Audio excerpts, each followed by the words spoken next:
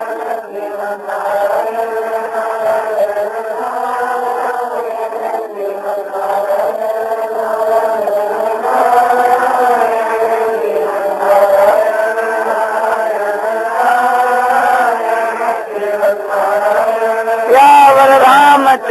की मोर मुक्त वंशी वाले की।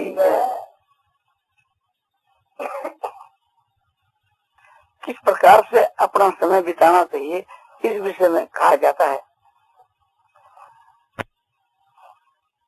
शरीर के द्वारा 5 साधन बताए हैं भगवान ने। गीता 17वें अध्याय के 14 के श्लोक में शारीरिक तप के नाम से देव द्विज गुरु प्राज्ञ पूजन शोच मार्जो ब्रह्मचर्य हिंसा शारीरंग तप उच्यते। देवता और द्विज माने ब्राह्मण, गुरु माने जो अपने से किसी प्रकार से बड़े हो, माता पिता आचार्य पद में बड़े हों या अवस्था में बड़े हों, गुणों में और जाति में किसी भी प्रकार से हमारे से जो श्रेष्ठ हुए बड़े हुए तो वे एक गुरु के तुल्य हैं। देवता ब्राह्मण और बड़े ज्ञानवान इन सबका पूजन करना माना इनका सबका सत्कार करना, आदर करना, सेवा करना पूजन के ही अंतर्गत है। एक बात। दूसरी बात है पवित्रता। तो यहाँ बाहर की पवित्रता, भीतर की नहीं। भीतर की पवित्रता की जो बात है वो अंतःकरण की शुद्धि की वहां मानसिक तप के साथ में कही। इसलिए यह बाहर की पवित्रता, शरीर की पवित्रता है, शरीर संबंधी तप की बात है। शरीर की जो पवित्रता है उसके 2 भेद हैं, शोचाचार और सदाचार। शोचाचार का मतलब है कि सबके साथ में उत्तम। शोचाचार का मतलब है कि सब प्रकार से अपने शरीर को शुद्ध रखना, जैसे जल मृतिका से शरीर की शुद्धि और भोजन की शुद्धि। भोजन की शुद्धि 3 प्रकार से होती है। न्याय युक्त अर्थ की कमाई से थी अर्थ की शुद्धि, और उस अर्थ से थी जो सात्विक पदार्थ खरीदे जावे खाने के जो वो पदार्थ की शुद्धि, और फिर बने शुद्धता पूर्वक बनाए जावे तो सोच के द्वारा शुद्धि। तो ये सभी एक प्रकार से थी शोचाचार है। अपने शरीर को साफ रखना, घर को साफ रखना, शुद्ध रखना, ये सब बाहर की पवित्रता है, इसका नाम शोचाचार है। सदाचार उसका नाम है कि सबके साथ में उत्तम व्यवहार करना, सबके साथ के बीच के वहां उत्तम व्यवहार करना, ये सदाचार, उत्तम आचरण, ये होता है स्वार्थ के त्याग से। और आर्जो का मतलब है सरलता।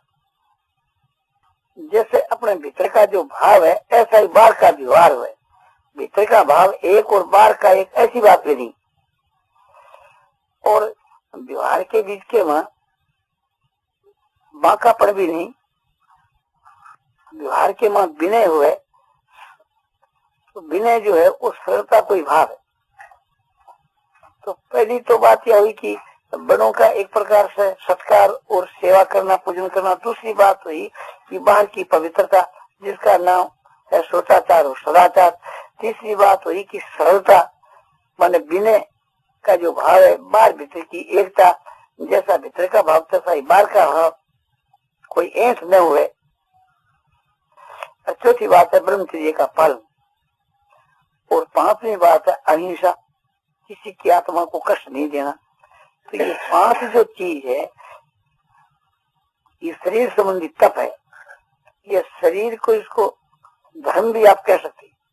तो ये हमारे शरीर का धर्म है।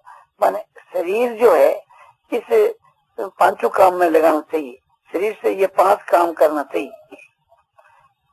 बड़ों का जो है सो सत्कार, पूजा इत्यादि, और बाहर की शुद्धि जो है सो पवित्रता, व्यवहार भी सबसे बहुत उत्तम दर्जे का करना, और बाहर की शुद्धि और भोजन की शुद्धि, ये सब है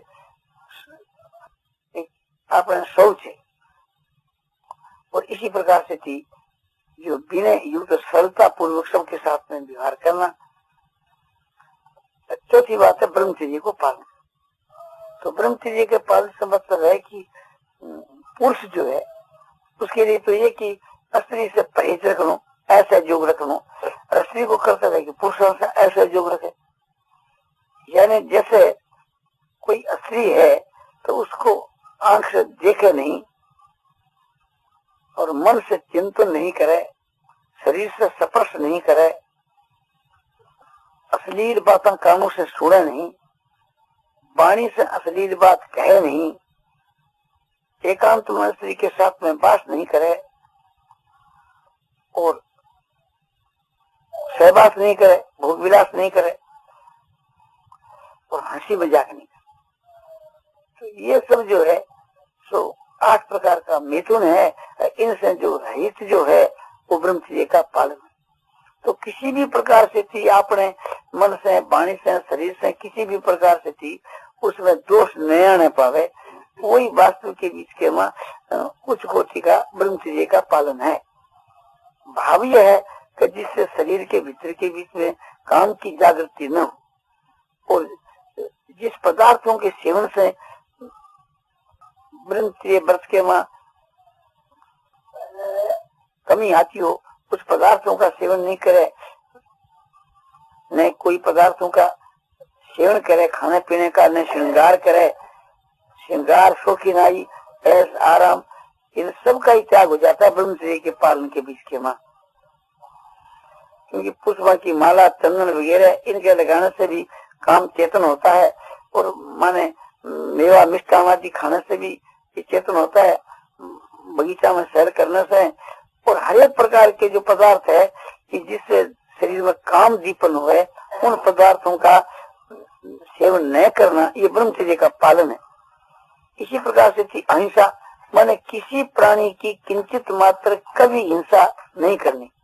किसी माने जीव की किंचित मात्र भी और कभी किसी निमित्त को लेकर के भी हिंसा नहीं करना, सर्वथा हिंसा का त्याग करना, उसका नाम है सो अहिंसा है।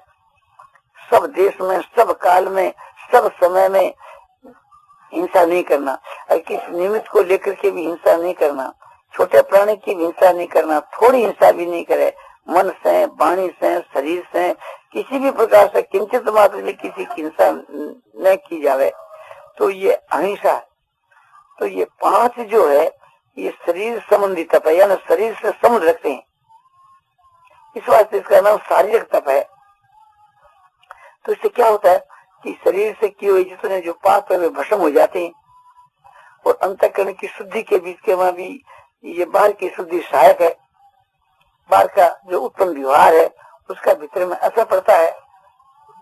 जैसे कहा कि हार शुद्ध और सत्व शुद्धि, भोजन की शुद्धि, अंतःकरण की शुद्धि होती है और निष्काम कर्म से अंतःकरण की शुद्धि होती है और शरीर और इंद्रियों के द्वारा जो कुछ क्रिया की जाती है और निष्काम भाव से करने से परमात्मा की प्राप्ति का वो पात्र हो जाता है। तो ये बहुत ही उत्तम चीज है। तो अपने शरीर से थी उत्तम से उत्तम जो काम है ये करना चाहिए, जिसको हम लोग उत्तम से उत्तम समझें ऐसी हमारे शरीर के द्वारा क्रिया करनी चाहिए। तो इसी प्रकार से थी 5 बात वाणी के विषय में। वाणी जो है वो किस प्रकार की बोलनी चाहिए, वो वांग में जो तप है, वाणी संबंधी जो तप है, उसमें ये बात कही है गीता की इस 14वें अध्याय के 15 के श्लोक में, अनुद्वेग करं वाक्यम सत्यं प्रिय हितं सयत स्वाध्याया व्यसनं सैव वांगमयं तपुच्यते। इसमें ये 5 बात बताई कि ऐसा वचन बोलना चाहिए जिससे किसी को उद्वेग न हो। तो अनुद्वेग करं वाक्यम, और वह वचन कैसा होना चाहिए कि सत्य होना चाहिए और प्रिय होना चाहिए और हित का होना चाहिए। तो 4 बात तो ये हुई वाणी के साथ संबंध रखने वाली। और 5वीं बात यह है कि भक्ति ज्ञान वैराग सदाचार विषय जो शास्त्र है उन शास्त्रों का जो है सो अनुशीलन करना, उनका जो अभ्यास करना, उसके अर्थ और भाव को समझ कर करके और उसका एक प्रकार से अभ्यास करना, स्वाध्याय करना, वाणी के द्वारा उन शास्त्रों उनको पढ़ना, बांटना, तो ये स्वाध्याय है। तो ये 5 बात कही। तो वचन ऐसा बोलना चाहिए कि जिसमें किंचित मात्र भी किसी को उद्वेग न हो, किसी को भी। और सत्य बोलना चाहिए। सत्य किसका नाम है? जो बात जैसी सुनी, जैसी देखी, जैसी समझी, उतनी की उतनी उसी रूप के बीच के वहां कहना, न बढ़ा करके कहना, न घटा करके कहना, यानी अधिक भी नहीं कहे, कम भी नहीं कहे, और मन में कब्ज भी नहीं रखे, और चतुराई से भी नहीं बोले। तो ऐसा जो वचन है वो सत्य वचन है। सत्य बोलने वाला जो पुरुष है उसमें जो काम है, क्रोध है, लोभ है, इनका स्वाभाविक ही त्याग हो जाता है। इसलिए इनके त्याग की अलग बात विशेष रूप से नहीं कही। कैसे हो जाता है कि आदमी जब क्रोध करता है तो क्रोध करने के समय के बीच के वहां वाणी पर कंट्रोल नहीं रहता। वो किसी को कहता है 3 दफे, तो फिर क्रोध बात कह देता है कि तुम्हारे को 20 दफे कहा, 50 दफे कहा, तुम ध्यान नहीं दिया। 20 से 50 दफे कहा नहीं तो वेग मार्ग कह देता है, तो उसको क्रोध छोड़ना ही पड़ता है।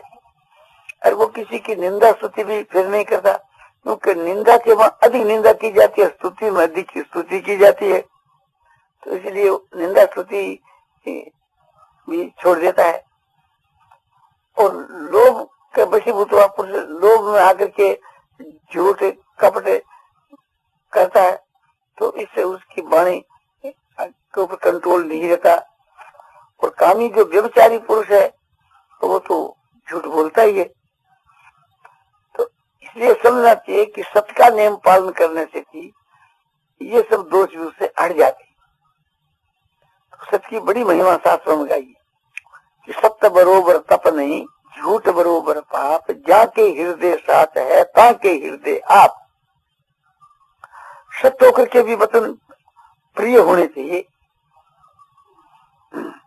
मनु जी कहते हैं कि सत्यंग बुरियात प्रियंग बुरियात, न बुरियात सत्य में प्रियम, अनितंग न प्रियंग बुरियात, देश धर्म सनातन। कि सत्य वचन बोलना चाहिए और प्रिय वचन बोलना चाहिए। अप्रिय हो और सत्य हो तो ऐसा वचन नहीं बोलना चाहिए। और मिथ्या हो और प्यारा हो तो ऐसा भी नहीं बोलना चाहिए। ये सनातन धर्म है, ये मनु जी ने कहा है। एक इस पर छोटी सी कहानी है। एक पंडित था, उसका जो लड़का है वो बड़ा बदमाश था।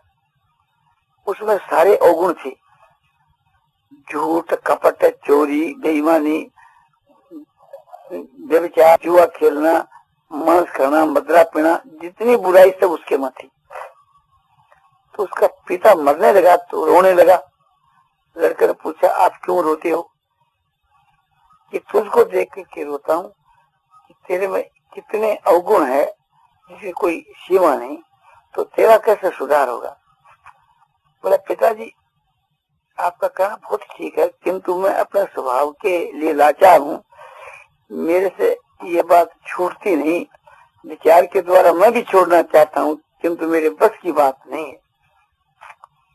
आप कोई एक बात मुझको फरमा दो तो उसका मैं किसी भी प्रकार से त्याग कर दूंगा। तो बोले, तुम आज से सत्य वचन बोलो। बोले, मैं आपके सामने प्रतिज्ञा करता हूँ सत्य बोलूंगा, चाहे जो भी कुछ हो। तो उसने सत्य बोलना आरंभ कर दिया। पिताजी सो मर गए। पिताजी के मरने के बाद उसमें जो दुर्गुण तो थे। एक दिन की बात है कि वे कलाल के यहाँ से आ रहे थे।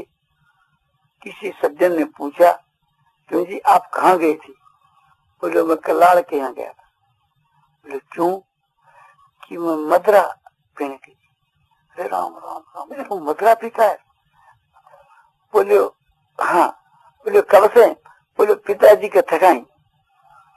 ये बात तो कोई भी नहीं जानता था कि तो ऐसा करता है। तुम्हारी बुराई तो हमने सुनी थी, पर ये यहाँ तक नहीं सुनी कि पंडित का लड़का हो कि मदरा पीता है। छी छी छी, ये तो बड़ा छोटा काम। थोड़ा दिन के बाद एक दिन कोई बेसा के यहाँ से आ रहा है। बोलो किसी रास्ते में किसी ने पूछा कहाँ गए थे? बोले बेसा गया। अरे राम राम, तुम बेसा के यहाँ जाता है? ये तो तुम्हारा बड़ा बुरा है व्यवहार है। कब से? बोले पिताजी का थका से। अब प्रचार है शहर के बीच के में, ये मदरा पीता है, बेसा के यहाँ जाता है। तो लोगों ने कहा भी इसे को अपने दुकान पर मत आने दो, घर पर मत आने दो, लड़कों की संगत मत करने दो। तो इस प्रकार से थी, कंट्रोल होने लगा। ऐसे ही एक दिन कसाई के यहाँ से आ रहा है। बोले कहाँ गया था? बोले कसाई के यहाँ। बोले वहाँ क्यों गया था? बोले मांस खाने गया। अरे बोले तो मांस भी खाता है? बड़ी गड़बड़ बात है। तो इसका और प्रचार हुआ। एक दिन जुआ खेल कर आता है। बोले कहाँ गए थे? बोले जुआ खेलने लिए। कौन कौन जुआरी थे? बोले ये। होती खोटी बात है। तो बहुत से ऐब हो जाने के कारण से थी, और सब लोग उसे घृणा करने लगे। और उसको कोई भी अपने दुकान पर या घर पर या पास में नहीं आने देते। अपने बच्चों के पास में, स्कूल के वहां भी उसको जाना बंद कर दिया। और उसको न तो उधारा मिले न मांगा मिले। इतनी मुश्किल होगी कि एक प्रकार से उसका जीवन निर्वाह होना कठिन हो गया। उससे अब क्या उपाय करूं? फिर हमने चोरी करो। तो एक राजा के यहाँ चोरी करने के वास्ते हो गए। रास्ते के बीच के वहां पहरेदार थे। उन्होंने पूछा चौकीदारों ने, कहाँ जाता है? कौन है? बोले चोर है। बोले कहाँ जाते हो? कि राजा साहब के महल में। बोले रात के समय में? क्यों? फिर चोरी करने? पहरेदारों ने सोचा कि चोर जो आता है तो इस रूप में नहीं आता है, ये तो मजाक करता है, कोई राजा का दोस्त है। इस प्रकार से कोई थोड़ा जाता है चोरी करने आदमी। वो चला गया। आगे जाकर देखे तो राजा और रानी सुते हुए थे, और उनका जो चंद्रहार है कोई 9 लाख रुपयों का, वो वहाँ हीरो का एक रकम से माणिक का हाथ टंगा हुआ था। उसको लेकर के जेब में डाल दिया और वापिस आया। फिर पहरेदारों ने पूछा कि कौन है? बोले चोर है। बोले कहाँ गए थे? बोले राजा साहब के यहाँ। क्या किया? बोले चोरी किया। किसकी? बोले चंद्रहार की। तो एक प्रकार से मजाक समझा, अपने घर पर चला गया। प्रातःकाल राजा उठे, रानी उठी। बोले चंद्रहार यहाँ खुच्ची का टंगा था, लग रहा है, क्या बात है? पहरेदारों को बुलाया, कोई रात में कोई आदमी आया था? मेरे साथ एक आदमी आया था। तो आज ही हम सारी बात बतला दी। राजा बोले मूर्खो, इस प्रकार से उसको जाने क्यों दिया? बोले महाराज हम तो कोई आपका मित्र समझा, रात के समय में आपके महल में समझो कि एक निद्र जाता है, हम क्या समझे कोई चोर ऐसा आता है? राजा ने सोचा कि जो इतना सत्य आदमी है तो अभी झूठ नहीं बोलेगा। शहर के सब आदमियों को निमंत्रण दिया, और राजा स्वयं डोडी पर बैठ करके एक एक आदमी जो निकलता है उसको पूछते हैं, भाई तुम्हारा क्या काम है? कोई कहता है मैं व्यापार करता हूँ, कोई कहता है दलाली करता हूँ, कोई कछु कहने लगा। और वो जब आया उसको पूछा तुम ऐसो आजकल क्या करते हो? बोलो आजकल चोरी करता हूँ। बोले इधर में किसके किया? बोले आपके यहाँ किया। किस चीज की? बोले चंद्रहार की। तो बोले तुम इस प्रकार से सच नहीं बोलता है, चोरी करता है, वो चोरी कैसे हजम होगी? बोले हो चाहे मत, मैं प्रतिज्ञा कर चुका पिता के सामने कि सत्य बोलूंगा। तो चोरी तुमको क्यों करनी पड़ी? कि शहर में मेरा कोई विश्वास नहीं करता, तो न तो मांगा मिलता है न उधारा मिलता है, तो क्या करूं? राजा ने कहा चंद्रहार लाओ, तो ला दिया। तो बोले अब मैं तुम्हारे को अपने यहाँ काम पर रख लूं तो एक प्रकार से तुम करोगे? बोले जरूर करूंगा। तो तुमने ये प्रतिज्ञा क्यों की? तो उन्हें सब बात बतला दी। और तुम्हारे में क्या क्या ऐब है? बोले ये सब ऐब है। तो जब तुम हमारे यहाँ नौकरी करोगे तो भैया सब ऐब तो तुमको छोड़ने पड़ेंगे। उसने देखा कि भाई निर्वाह होना मुश्किल हो गया तो छोड़ देंगे। बोले हम छोड़ देंगे, आज तो नहीं करेंगे। तो राजा ने विश्वास कर लिया, उसको हाकिम बना दिया। अब हाकिम बना दिया तो शहर के जो लोग हैं तो ये सब एक प्रकार से उससे प्रेम करने लगे और मिलने लगे। तो सबको ये मालूम हो गया कि इसमें ऐसे ऐसे अवगुण थे, किंतु इन्होंने अब उन सब का त्याग कर दिया। तो दिखलाना यह है कि सत्य के प्रभाव से थी उनमें जो जितनी बुराइयां थी वो सब दूर हो। तो सत्य बहुत बढ़िया चीज है। तो अनुद्वेग करंग वाक्यम सत्यं प्रिय हितं से स्वाध्यायाभ्यसनं से वांग्मयं तपुच्यते। तो वाणी संबंधित सबके मैं 5 बात की। एक तो ऐसा वचन नहीं बोलना चाहिए कि किसी को उद्वेग हो, दुख हुए, क्रोध हुए, दूसरे की आत्मा के बीच के में अपने वचनों से, तो ऐसे वचन नहीं बोलने चाहिए। और सत्य वचन बोलना चाहिए, प्रिय माने सत्य भी हो और प्रिय वचन भी हो। तो सत्य और प्रिय बोलना चाहिए। यदि सत्य और प्रिय नहीं हो तो, और प्रिय और सत्य नहीं हो तो बोले मौन नहीं रहना चाहिए, यानी मितभाषी बनना चाहिए, थोड़ा बोलना चाहिए। बोलना और सत्य बोलना, और कैसा बोलना चाहिए कि हित की बात करनी चाहिए, जिसे दूसरों का हित हो, नहीं तो मौन ही रहना। बोलने से क्या लाभ? तो फिर क्या करना चाहिए? मौन रहना चाहिए। और 5वीं बात है स्वाध्याय करना चाहिए, माने शास्त्रों का अध्ययन करना चाहिए, उसके वहां प्रवेश होकर के और उससे अर्थ और भाव को समझ करके अपना अध्ययन करना चाहिए। इस प्रकार से अपने समय को बिताना चाहिए। तो इस प्रकार से समय को बिताने से उसका समय आगे जाकर बहुत सार्थक हो जाता है। इसी प्रकार से थी मन संबंधित तब के विषय में भी 5 बात कही है। मन प्रसाद सौम्यत्वं मौन मातम निग्रह भाव संशुद्धि तपो मानस मुच्यते। ये मन संबंधी तप है, यानी मानसिक तप है। ये मन का एक प्रकार से चाहे धर्म को तप के नाम से धर्म की व्याख्या की है। तो मन प्रसाद है, हर वक्त चित्त को प्रसन्न रखना चाहिए। तो किस बात को लेकर के हर वक्त चित्त को हम प्रसन्न रखें कि परमात्मा की हमारे पर बड़ी भारी दया है और भगवान हमारे से खूब प्रेम करते हैं। तो भगवान के समझो स्वरूप को याद करके, गुणों ने याद करके, प्रभाव को याद करके हर वक्त चित्त ने सो प्रसन्न रखना चाहिए। दूसरी बात सौम्य भाव।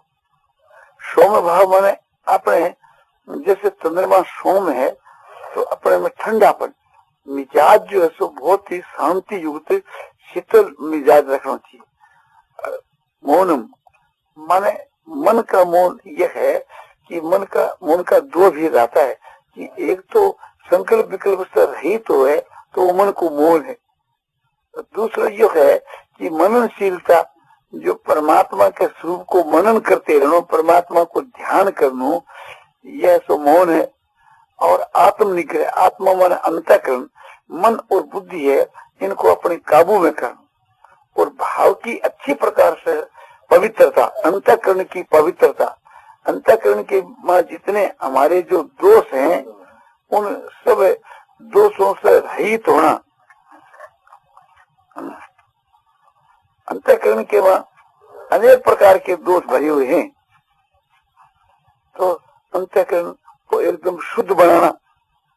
तो ये जो 5 जो है ये एक प्रकार से थी, ये मानसिक तप है। जो 5 प्रकार का बतलाया गया, मानसिक तप के भी ये 5 भेद हैं। तो वाणी संबंधी तप पहले बतलाया था, और उसके पहले शरीर संबंधी तप।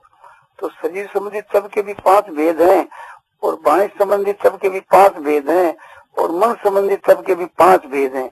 ये सब मिलाकर के 15 प्रकार है। तो इस प्रकार से मन और वाणी और शरीर का तप करने से थी सब दोषों का नाश होकर के और आत्मा पवित्र हो जाती है और परमात्मा की प्राप्ति के लिए वो योग हो जाता है। इसलिए हम लोगों को अपना सारा समय जो है शरीर, वाणी और मन के शुद्ध करने के लिए 15 प्रकार के तप करने की विशेष चेष्टा करनी चाहिए। नारायण नारायण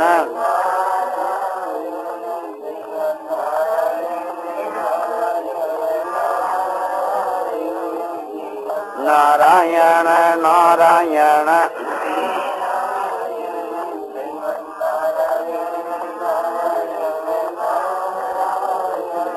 आनंद है, आनंद है, आनंद है, आनंद है।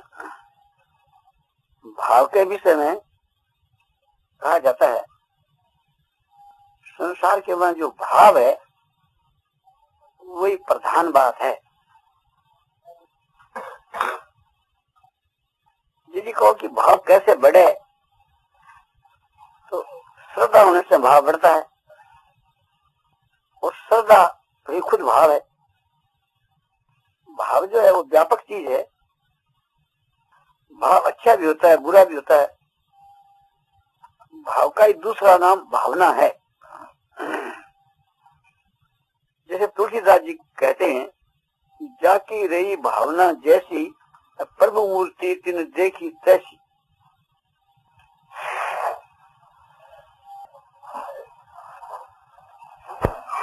अयोध्या कांड का विषय है। भगवान श्री राम और लक्ष्मण जनकपुर के वहां जब पहुंचे धनुष यज्ञ में, तो लोगों ने भगवान का दर्शन किया। उस समय में जिस उसकी जैसी भावना थी, भगवान उनको वैसे ही दिखने लगी।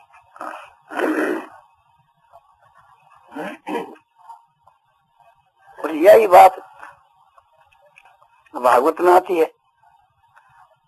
10 सेकंड के पूर्वार्ध में वहां भी भगवान श्री कृष्ण जी धनुष युग में गए हैं कंस के यहाँ, तो वहां भी स्त्रियों ने, पुरुषों ने भगवान के दर्शन किए।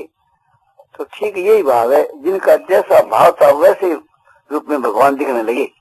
तो भाव ही प्रधान है, उसी के अनुसार उनको लाभ होता है। यही भाव गीता में बतलाया है। नास्ति बुद्धि युक्तश्च